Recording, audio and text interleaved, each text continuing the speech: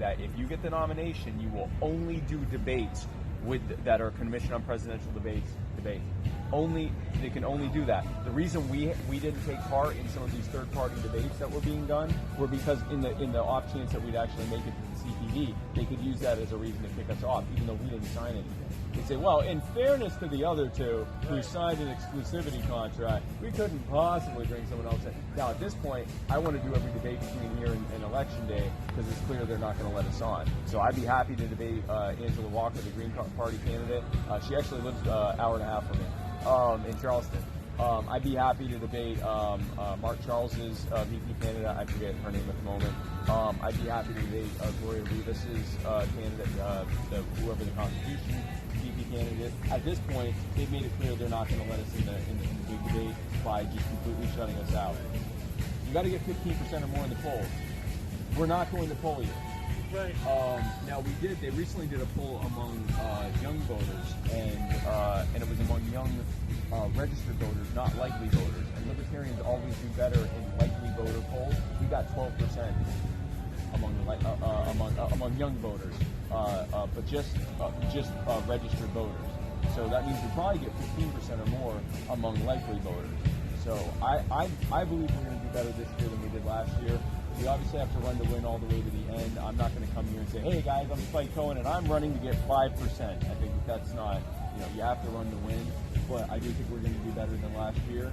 And I think we just got to keep building on it. But I think the biggest lesson from this election cycle is they aren't going to do a damn thing for us. And they're going to do everything they can to shut us out. And we just have to keep, if you think 4 years from now, how much more social media will be important than the dying cable news media. I think all the tides are turning in our favor, but I think they're going to do everything they can to fight us. So kind of in juxtaposition to that, if you get somebody like Larry King responsible to a third-party debate. I'm all for it. I would love to do it. I don't know about if Larry King would do something like that, but John Stossel might. There have been the Free and Equal Foundation is putting together presidential and vice presidential debates. Jerry did not participate in that. He ran twice. There was one, and I always forget which is which. In one of the years, 2012 or 2016, he did participate, and in the other year, he did not. I don't remember. I would like us to participate in that. It gives us that much more attention. Last year was Bill Wells, right? So yeah. First time he was with Judge Jim Gray, right. And then in 2016 he was with Bill Wells. So I would like to participate in any debate I can get into. I debated traffic, so I made it clear I'll debate anyone. But I would be happy to debate any of the other VP candidates, serious VP candidates, like anyone that's in an established party that's on at least a few state ballots. I would be happy to do that. There are a lot of people that are running for vice president, but they aren't on any ballots. So I don't think I would do that. But if someone's on a few ballots, I'd be happy to do that. I was actually in what I thought was supposed to be a debate with the Transhumanist Party VP candidate, but it turned out it was a town hall between me and all of the leadership of the Transhumanist Party, including it gets better.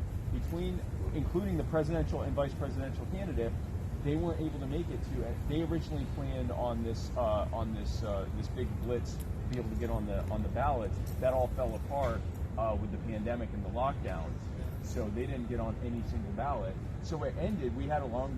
It was really more of a round table type of thing, focused on them asking me questions. Turns out they were interviewing me because at the end they told all their supporters that unless they were in a state where they could write in their presidential candidates' names to vote Libertarian. So that got us the transhumanist support. Yeah, I was shocked. I went in and they're asking me questions, and I'm like, wait, what is this? Am I applying for a job? Yeah, it felt like that. It felt like during the nomination contest, and I'm like, why are y'all asking me all these questions? And so I would pivot back to well, I'm sure Kip, I think his name's Kip, has great thoughts on that. Yeah, but what do you think about this? And I'm like,